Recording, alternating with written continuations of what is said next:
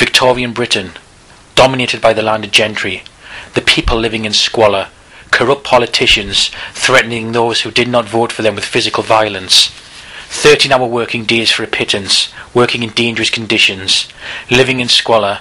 Those who could not manage lived and died in the workhouse. The working classes united for the first time and suggested a People's Charter listing 6 points of political and social reform that they believed would change their circumstances. They were: suffrage for all men over 21, equal-sized electoral districts to eliminate the rotten boroughs of which seats to Parliament could be obtained from boroughs that only had a couple of people living in them, voting by secret ballot to save the intimidation and threats posed by those who were not voted, an end to the need of property ownership as qualification for Parliament so that more working class people had equal opportunity to represent working class issues, pay for members of Parliament, again to allow the working class into Parliament, annual election for members to Parliament to ensure that any government not sticking to its promises or policies could be removed, a demand that we can all relate to in the current political climate. Let's put the 19th century into context. This was an era of social and political unrest in Britain. The Industrial Revolution made Britain the most powerful nation in the world, and they were dependent on their workers to make this happen. Before the Chartists, there were other attempts at social reform in Britain. The peaceful speech and demonstration in St. Petersfield, Manchester, was dubbed the Peterloo Massacre, as soldiers slaughtered 11 people gathered there just for discussing political and social reform.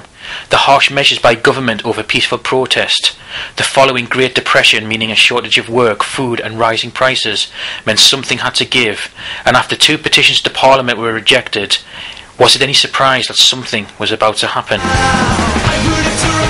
Henry Vincent from Blackwood, imprisoned for sedition because of his passionate speeches, John Frost and the other Welsh Chartist leaders led a march on Newport to demand his release. When Frost arrived in Newport with the other Chartist leaders, he found that many of the Chartists were imprisoned within the walls of the Westgate Hotel. "Surrender our prisoners," the gathering mob cried. The soldiers opened fire. Over 20 men died. Frost and the other Chartist leaders arrested. They were sentenced to be hung, drawn and quartered, then transported, and then unconditionally pardoned following the public outcry. The public outcry itself became a major feature of what would become known as democracy, rule for the people, by the people.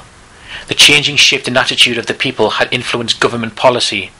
But is it right to gain your political ideals by physical violence? What if you have no other choice?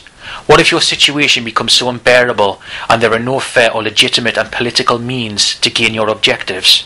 Who has the right to claim power over a nation, and why do men have to accept an unfair political regime that they had no part in electing?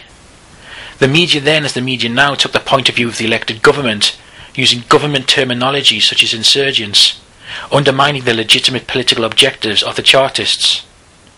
The Chartists eventually used violence to gain their political objectives, but so too did Queen Victoria and the British Empire with their colonies. Why is it wrong for the people in society to use violence for their political objectives and not individual nations? And is using violence ever justified to get what you want? What if you're starving and all peaceful attempts at a resolution have been denied you? Do you die in the gutter, keep the peace, and remain a casualty within the society of others? Or do you stand up and fight and change things for the better? Do you hang around demonstrating peacefully, being imprisoned, punished, or even executed for having a conflicting opinion within a political system that is outdated and of which your class has no influence in? Isn't it more than a coincidence that these so-called socialist uprisings were happening all over Europe, all at the same time, and all in the aftermath of international industrialization? Industrialization meant for the first time the working classes were uniting, realizing their importance to society and questioning the legitimacy of living and existing for the benefit and profit of a smaller social class of people who controlled them with violence and by keeping them dependent on them in poverty. Isn't that in itself a form of terrorism? The right times call for the right people. Some people have a vision far in excess of the ordinary man. They are villainized for their actions, their wisdom misunderstood, but who says that politics and violence are two separate entities? Sometimes they exist in symbiosis, and desperate times call for desperate measures. Were the Chartist terrorists or insurgents? Maybe. But aren't most political systems in some way or another dependent of one form of threat or another?